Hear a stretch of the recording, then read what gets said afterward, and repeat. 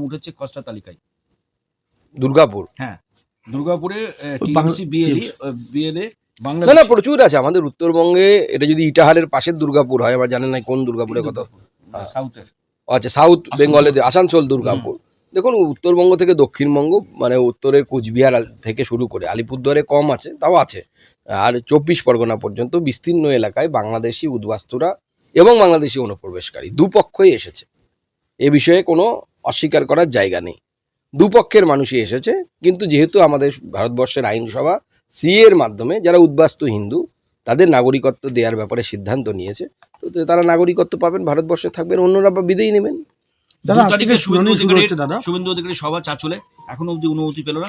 ও অনুমতি হয়ে যাবে, না কোর্টে গিয়ে আমরা অনুমতি নেব না। পর্যাপ্ত নেই এরকম বলছে পুলিশ। আবার পশ্চিমবঙ্গে কবে পর্যাপ্ত হলো? সব পুলিশ তো এখন পশ্চিমবঙ্গে পিসি আর ভাইপোর বাড়ি পাহারা দিতে ব্যস্ত।